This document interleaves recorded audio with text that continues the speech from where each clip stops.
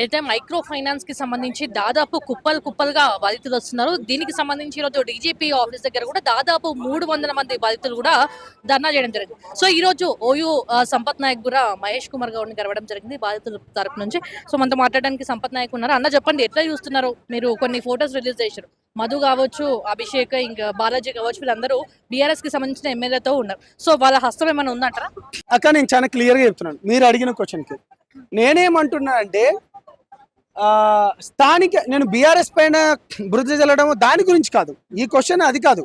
స్థానిక ఎమ్మెల్యేలు ఎవరైతే ఉన్నారో, గతంలో ఉన్న రవీందర్ నాయక్ గారు కావచ్చు, ఇప్పుడున్న బాలు నాయక్ గారు కావచ్చు, ఎవరు మాట్లాడట్లేదు. పాయింట్ నెంబర్ 1, బీఆర్ఎస్ పార్టీ వాళ్ళకి సంబంధించిన మిగతా నియోజకవర్గాలకి వెళ్ళి చాలా మంది సపోర్ట్ చేసింది. నేను ఏమంటున్నా అంటే ప్రధాన నిందితులు ఎవరైతే ఉన్నారో వీళ్ళు బీఆర్ఎస్ పార్టీకి సంబంధించిన వాళ్ళు. మధు కావచ్చు, బాలాజీ కావచ్చు, అభిషేక్ కావచ్చు, వీళ్ళపైన కేసులు అయినాయి. కేటీఆర్ గారు ఇప్పటి వరకు ఎందుకు మాట్లాడట్లేదు నేను ఇది అడుగుతున్నా. పోనీ రవీందర్ నాయక్ స్థానిక ఎమ్మెల్యే ఎందుకు మాట్లాడట్లేదు? ఇప్పుడున్న బాలు గారు కూడా ఎందుకు మాట్లాడట్లేదు? మాట్లాడాలి కదా. 9 మంది చనిపోయినరు, 4 హాస్పిటలైజ్డ్ అయినరు, ఇంకొంతమంది చావు బతుకుల మధ్యలో ఉన్నారు. సో దీని గురించి అని, సత్వర న్యాయం గురించి అని చెప్పేసి ఆల్ పార్టీస్కి నేను కాల్ చేయడం జరిగింది. అందులో భాగంగా ఇక్కడ గవర్నమెంట్లో ఎవరైతే ఉన్నారో మహేష్ కుమార్ గౌడ్ గారిని కాల్ చేయడం జరిగింది. కిషన్ రెడ్డి గారికి కూడా టైం తీసుకోవడం జరిగింది. రామచంద్రన్న దగ్గర కూడా, బీజేపీ రాష్ట్ర అధ్యక్షులు రామచంద్రరావు దగ్గర కూడా మేము టైం తీసుకోవడం జరిగింది.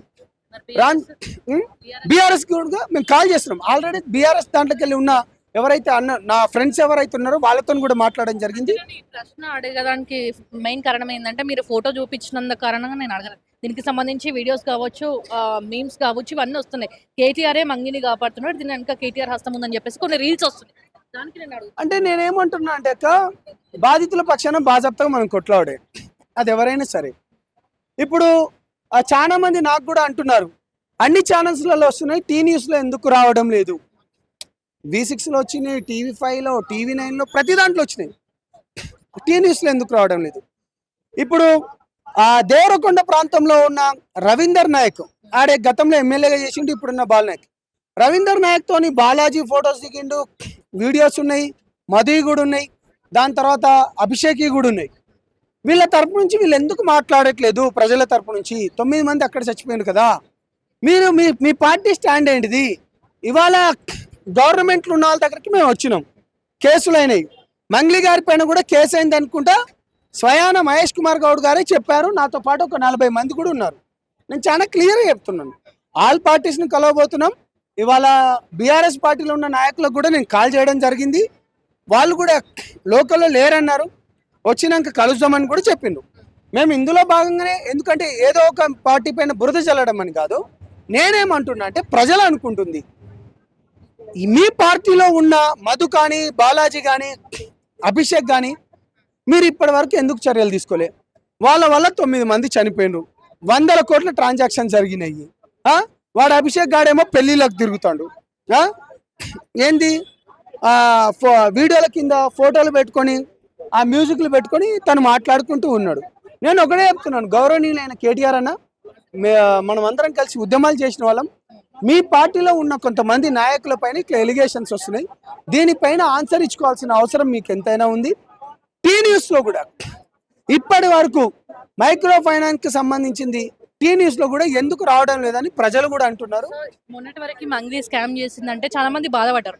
ఇప్పుడు అన్ని కోట్లు ఎట్లా వచ్చినాయి? ఇప్పుడు బాధితుల పైన కూడా రివర్స్ అయ్యే పరిస్థితులు కూడా వస్తున్నాయి. ఇన్ని కోట్లు ఎట్లా వచ్చినాయి? 10 రూపాయలు ఇవ్వడానికి మనం 10 సార్లు ఆలోచిస్తాం, వాళ్ళకి అన్ని కోట్లు ఎట్లా వచ్చినాయి అని కూడా డౌట్ వస్తుంది అందరికి. అంటే అక్క, బాధితులు మీ అందరు చూపించారు, భూములు అమ్ముకున్నారు, ఉన్న ఇళ్ల పైన మార్టిగేజ్ లోన్స్ ఉన్నాయి, మెడలో ఉన్న బంగారాలు కూడా అమ్ముకున్నారు. దాని తర్వాత చుట్టుపక్కల ఎవరైతే వాళ్ళ చుట్టాలు ఎవరైతే ఉన్నారో వాళ్ళ చుట్టాల దగ్గర నుంచి కూడా డబ్బులు ఇచ్చినాయని పదే కూడా చెప్తున్నారు. వాళ్ళ ప్రామిసరీ నోట్లు కూడా. ఇవాళ తెలంగాణ ప్రాంతంలో భూములు రేట్ ఎట్లా పెరిగినాయో మీ అందరికి తెలిసిందే. వీళ్ళే మైక్రో ఫైనాన్స్కి సంబంధించిన కొన్ని బ్యాంకులతో టైఅప్ అయి వీళ్ళ భూముల పైన మార్టిగేజ్ లోన్ చేపించడం, వీళ్ళ ఇళ్ల పైన మార్టిగేజ్ లోన్ చేపించడం. ఎందుకంటే ఇంటి పక్కన ఉన్నవాడు కాబట్టి. ఇవాళ నేను ప్రెస్ మీట్ ఉంది అనుడితోనే మీరు వచ్చిండు. ఎందుకు వచ్చిండు? నమ్మకంతో వచ్చిండు. మిమ్మల్ని నేను ఇక్కడ కొడతానా పొడుస్తాననేది మీకు తెలియదు.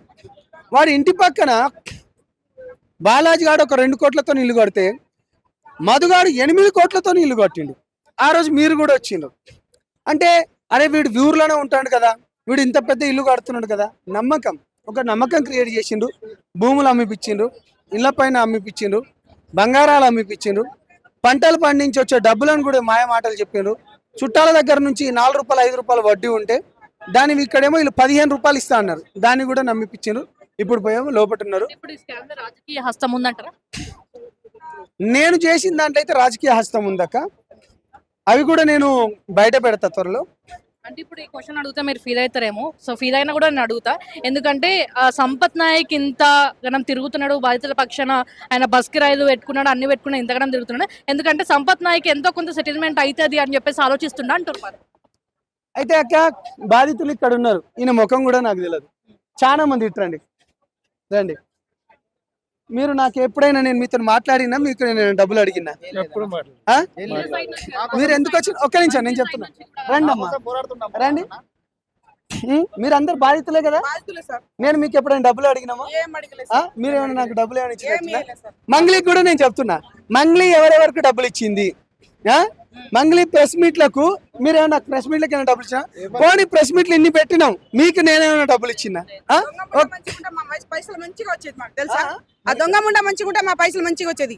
అందరు తీసుకుపోయి పెద్ద పెద్దలు లీడర్లకు అన్నిటికి పోలీసు వాళ్ళకు అందరు జేబులు నింపుతుంది, కానీ మా పబ్లిక్ పైసలు మాకు ఇస్తలేదు. ఈ బిదోల పైసలు తిని మొత్తం పబ్లిక్ కి పెద్ద పెద్ద వాళ్ళకి తినిపిస్తుంది. వేస్ట్ ముండా కొంచెమైనా సేమ్ చేస్తే ఈ పబ్లిక్ అయినా బతుకుతారుగా.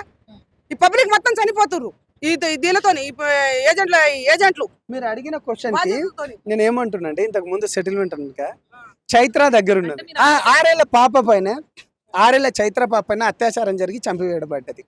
అప్పుడేం సెటిల్మెంట్ అయింది, వాళ్ళ తరఫున నిలబడ్డాం. లక్ష్మీబాయి విషయంలో ఎల్బీ నగర్ లో వాళ్ళ తరఫున నిలబడ్డాం.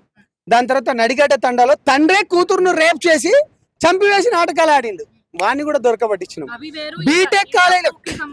బీటెక్ కాలేజీలలో అనుకున్న దానికంటే 10,000 కోట్ల స్కామ్ జరుగుతుంది. దాని పక్షాన కూడా ఎవరెవరైతే అప్పుడున్న గవర్నమెంట్ కాలేజీలో పల్లా రాజేశ్వర రెడ్డి కాలేజీ ఏదైతే ఉందో దాని వీడియోతో పాటు శ్రీనిధి దానికి సంబంధించిన అక్కడి ఆ వీడియోలతో పాటు హైకోర్టులో కేసు వేసినాం. నేను ఏమంటున్నా అంటే, నిజంగా నేను అలాంటి వాడిని అయితే పవన్ కళ్యాణ్ పార్టీలో ఎందుకు పోతున్నాక? ఇక్కడున్న మా ఫ్రెండ్స్ అందరు కలిసి బీఆర్ఎస్లు ఉన్నారు, కాంగ్రెస్లు ఉన్నారు. నేను నిజంగా చెప్తున్నాను, బాజాబ్తాగా ప్రజలకు న్యాయం చేయాలనుకున్నాం. నా నాయకుడు ఒకడు అనుకున్నాం, నిజాయితీతోని నిబద్ధతోని ఉన్నాడు కాబట్టి రండి సంపత్ కలిసి పనిచేద్దామన్నారు పవన్ కళ్యాణ్ గారు. రైట్, పనిచేద్దామన్నారు. నేను ఇప్పుడు ఇంత కూడా పనిచేస్తున్నాం. నిజాయితీ వైపు నువ్వు మాట్లాడుతున్నావు, నిజాయితీ వైపు నువ్వు పోరాడుతున్నావు, గో హెడ్. ప్రభుత్వం నుంచి కూడా నీకు అండగా ఉంటది. బాధితులకు ప్రెస్ మీట్లు పెడుతున్నారు, ప్రూఫ్స్ చూపిస్తున్నారు, ఇదే నడుస్తుంది కాబట్టి వాళ్ళకి న్యాయం ఇంకెన్ని రోజులు? ఇక ప్రభుత్వాలు చెప్పాలమ్మా, ప్రభుత్వాలు కాంగ్రెస్ పార్టీ ఉన్నది. అందుకనే మహేష్ కుమార్ గౌడ్ గారి దగ్గరికి వచ్చినాం. మహేష్ కుమార్ గౌడ్ గారినే అడిగినాం, చాలా సీరియస్ గా జరుగుతుంది అన్నారు. బాధితుల న్యాయం చేయాలని నిందితులను అరెస్ట్ చేసినాం అని చెప్పిండు. నిందితులు ఇప్పటికీ అరెస్ట్ అయి ఉన్నారు. కొంతమంది హిమాకాంత్ రెడ్డి అరెస్ట్ అయిండు, మధు అరెస్ట్ అయిండు, దాని తర్వాత ఇంకొంతమంది ఉన్నారు. డబ్బులు తిని వాళ్ళు కాపాడకుంటే ఏం చేస్తారమ్మా? ఎస్ఐ తింటుండు, సిఐ తింటుండు, అందరు తింటారు. వాళ్ళు కాపాడకుంటే ఏం చేస్తారు? ఏం పని చేస్తారు? వాళ్ళు డబ్బులు తిని వాళ్ళకు దాచి పెట్టుకుంటారు. మంగళకి బయటికి ఎందుకు తీసుకోలేరు? వాళ్ళు దాచి పెట్టుకుంటారు. అది ఒక పాపలాగా, చిన్న పాపలాగా దాచి పెట్టుకుంటారు. బయటికి ఎందుకు తీసుకోలేదు? జనాలు ఎట్లయినా చావని అనుకుంటారు. జనాలు చచ్చిపోతే పర్వాలేదు, కానీ ఏమైతే బతికి ఉండాలి. మా జేబులు నిండేటట్టుగా చూస్తారు వాళ్ళు. మేము 40 లక్షలు పెట్టినాం. మా ఎక్కడి నుంచి వచ్చిన 10 మంది దాకా తీసుకొచ్చిన 14 మంది ఉన్నారు. మా చూడండి, ఏజెంట్లు, బాధితులు. మేము ఏజెంట్లు, వాళ్ళు బాధితులు. చూడండి ఎంతమంది ఉన్నారు, చూడండి ఎంతమంది ఉన్నారు చూడండి. ఈ బాధితులు మొత్తం మాకు ఇజ్జత్ తీస్తున్నారు. మేము ఇలాంటి ఇజ్జత్ మేము ఎప్పుడైనా తీపియలేదు అసలు. అందరు జేబులు నింపుతుంది. బిదోలు ఉన్నారు కదా, బిదోలకి ఎంత ఇద్దామని ఇస్తే వాళ్ళకైనా బాధ్యతలు తీరిపోతుందిగా. వీళ్ళ కాకుండా ఏజెంట్లు కూడా ఉంటారు. వాళ్ళు ఎవరు బయటకు వస్తలేరు. నేను 1,50,00,000 ఇచ్చిన. ఏమేమంటే మాకు నమ్మించారు వాళ్ళు. మా చుట్టాల పైసలు, మా పాలు, మా ఫ్రెండ్షిప్ వాళ్ళ, మా పెదనాన్న, మా బావ వాళ్ళ పైసలు, మా పెద్ద ఫ్యామిలీ కాబట్టి ఫ్యామిలీ పైసలు మొత్తం ఇచ్చేసినాం. నమ్మించారు. ఫస్ట్ స్టార్టింగ్లో ఇవ్వకపోయేది, నమ్మించిన తర్వాత లాస్ట్కి ఇచ్చేసినాం. ఏమన్నా ఇచ్చారా మీకు? మాకేం పైసలు ఏమన్నా ఇచ్చారా? ఏం చేయలే. ప్రామిస్ నోట్ కూడా ఉంది మా కాడ. అంత ఒకటేసారి ఇచ్చినామా ఆన్లైన్ లేదు లేదు లేదు ఆన్లైన్ ఇచ్చినా కానీ అప్పుడు కొన్ని ఇచ్చేసిన. స్టార్టింగ్ లా 35 లక్షలు ఇచ్చిన స్టార్టింగ్ లా. అయితే నేను డైరెక్ట్ మధుకి ఇవ్వలే, ఎవరికి ఇచ్చినావు? ఇస్లామాబాద్ జేఈకి ఇచ్చిన. అంటే మా పడమడతండ వద్దిపట్ల ఏజెంట్ ఆయన. ఇస్లామాబాద్ జేఈ కానీ టానికి ఇచ్చిన. ఫస్ట్ 30 లక్షలు ఇచ్చిన. మీకేమైనా కలిసిరా? మధు కావచ్చు, కలిసిర్రు బాలా మధు కలిసిరు మాతోటి. మధు కలిసి మాది బిజినెస్ ఉంది ఎక్కడ దేవరకొండ దేవరకొండ కొండపల్లి. వచ్చినాం అదే తండ పడమట తండ మాది. మరి అక్కడ మంగ్లీ వచ్చిందని మధు వాళ్ళ ఇంటికి ఆ, వచ్చిందన్న మంగ్లీ తెలుసా అది? తెలుసు వచ్చిర్రు. మంగళ వచ్చింది ఆడ. నమ్మకం వచ్చిందా మరి? మేము చూసినాం గిట. మంగ్లీ వచ్చింది. మేము చూసినాం గిట నైట్ 11, 10:30 గంటల వచ్చింది మంగళి. మేము చూసినాం గిట మంగళికి వచ్చి కలిసి పోయారు. ఒక రోజు అయితే వచ్చింది తెలుసు మాకు. అయితే లాస్ట్ నెల 92 లక్షలు ఇచ్చిన. లాస్ట్ నెల 92 లక్షలు. దాని తర్వాత ఇంకా 50 లక్షలు ఇచ్చిన. అది అక్కడనే స్టాప్ అయింది. వచ్చే నెల రాస్తా అని చెప్పిండు. ఇంకిద్దాం అనుకురా మీరు? ఇప్పుడు 92 లక్షలు వచ్చినాయి కదా, 4వ తారీఖు మాకు రాస్తాడు. ప్రతి నెల 4వ తారీఖు రాస్తాడు. ఓకే. అయితే వచ్చే నెల 4వ తారీఖు ఇంకో పేపర్ రాస్తా అంటే ఆ నెలకి 60 లక్షలు ఇచ్చిన. అయితే టోటల్ 1,50 లక్షలు ఇచ్చిన. అంటే నా సొంత పైసలు కావు, మా ఫ్రెండ్స్ వాళ్ళది, మా చుట్టాల కాడ, మా పెదనాన్న వాళ్ళ కాడ, మా బాబాయ్ వాళ్ళ కాడ, మా అక్క చెల్లెల వాళ్ళ కాడ అందరు కలిసి ఇచ్చినాం. అయితే వాళ్ళు ఏమో నా పేరు మీద ఇచ్చిర్రు. అందరం కలిసి నీ పేరు మీద ఇవ్వమని నా మీద ఇచ్చిర్రు. అయితే మేము డైరెక్ట్ మధు ఇయ్యలే కాకుండా ఏజెంట్కు జేఈకి ఇచ్చినాం. ఆయన ఇప్పుడు లేడు, పరారులా ఉండే ఆయన. మీరెంత ఇచ్చారు? నేను కోటి రూపాయలు ఇచ్చి మీకెక్కడ అన్ని? చుట్టాల కాడనే తెచ్చిన. అందరు అదే ఇక చుట్టాల కాడ అందరు చుట్టాల కాడ తెచ్చిన పైసలు ఏవి. ఎవరైనా చుట్టాల కాడ అనుకో బ్యాంకులో లోన్ తీసుకుని, గోల్డ్ లోన్ తీసుకుని. నా వరకు అయితే నేను లోన్లు తీసుకున్నా. కొన్ని ఏమో మా భూములు కుదువబెట్టి తెచ్చుకున్నా. అట్లా తెచ్చుకున్నాం అనమాట. మరి ఇప్పుడు ఎట్లా న్యాయం జరగదు? న్యాయం జరగాలని ఇటు దాకా వచ్చినాం.